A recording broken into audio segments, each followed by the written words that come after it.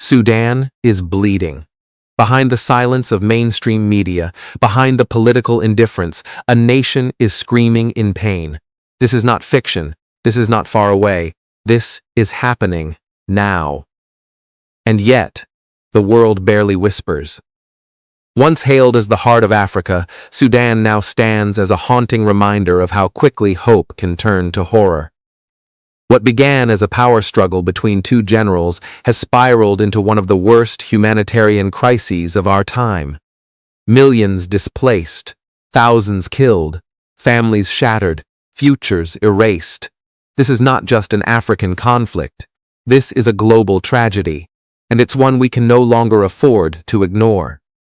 Sudan is a land of resilience, a land of poets, shepherds, engineers, teachers, and dreamers. A land with a proud history, rich cultures, and vibrant youth. But all of that now trembles beneath the weight of war. This war didn't come out of nowhere. It is rooted in decades of military rule, injustice, broken peace deals, and the ghosts of genocide that were never truly buried. Sudan has been bleeding for years. But this time, the wound is deeper, and the silence surrounding it, deafening. When violence erupts in Europe or the Middle East, the world reacts. Social media floods with support, leaders speak out, aid pours in. But Sudan? Silence. Why? Because it's Africa? Because it's not trending? Because no global power is involved? Or because the pain of black bodies doesn't make for good television? This is not a competition of suffering. Every human life deserves attention. But when we selectively care, we reveal the cracks in our collective conscience. Sudan's people are not statistics. They are fathers carrying their daughters through the desert, mothers giving birth in war zones, children drawing pictures of peace in refugee camps. They are storytellers, survivors, souls longing to be seen. For too long, Sudan's pain has lived in the shadows, but shadows do not erase truth. And today, we bring it into the light. This documentary is not just about history. It is about humanity. It is about responsibility. And it is about hope. Because despite the bullets, the bombs, and the brokenness, Sudan still rises, still resists, still believes. This is not just a war story. It's a love story for a people the world forgot. But we will remember. We will speak. We will care. To understand today's war in Sudan, we must journey back to the roots, a time when hope was still alive, a time when a nation was freshly independent, dreaming of building its own future. Sudan gained independence from British-Egyptian rule in 1956, but peace didn't last long. In 1989, Sudan fell into the iron grip of Omar al-Bashir, a dictator who ruled violently, and to stay in power he armed brutal militias to silence opposition. This militias, which later became the Rapid Support Force, RSF, were to work closely with Sudanese Armed Forces, SAF. Under him, the country faced international sanctions, brutal crackdowns, and perhaps most infamously, the genocide in Darfur. The Darfur genocide, a stain on the world's conscience. Over 300,000 people killed, 2.7 million displaced, and the International Criminal Court issued an arrest warrant for Bashir, the first sitting head of state to face charges of genocide. But Sudanese people never gave up. In 2019, Bashir was finally overthrown in a coup by the SAF, and the people rejoiced and hoped that finally power will be handed over to civilians. A new era seemed possible. A transitional government was formed, a fragile power-sharing deal between civilians and the military. Hope filled the air. For the first time in decades, Sudan looked toward democracy. But hope, without trust, is fragile. The uneasy alliance between civilian leaders and military generals quickly soured. Two men emerged at the center of Sudan's future and its downfall. In 2021, a coup led by General Abdel Fattah al-Burhan, head of the Sudanese Armed Forces, SAF, seized power, and this coup further delayed transition to democracy, because two generals wanted to be in power.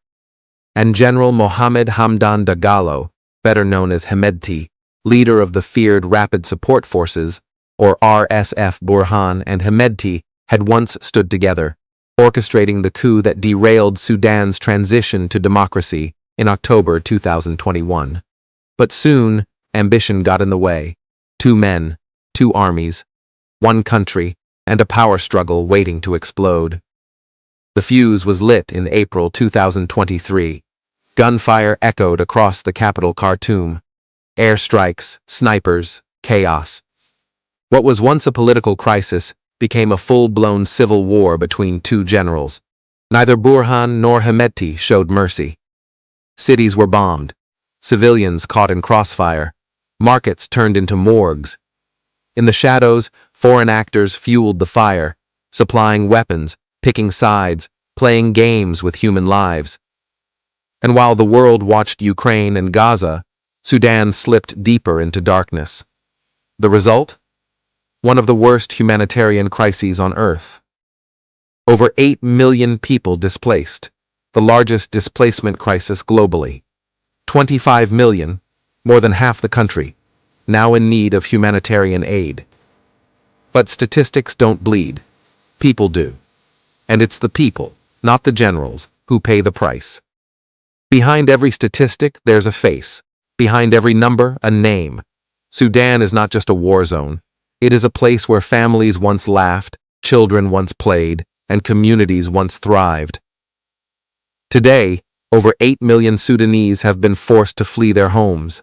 Entire towns wiped off the map, markets turned into battlegrounds, hospitals reduced to rubble. Women give birth under trees, children die from hunger, not bullets, and disease spreads faster than hope. The humanitarian crisis is beyond urgent. 25 million people, half the population, need life-saving aid. But access is limited, food is scarce, and funding is drying up. And yet, the world remains silent.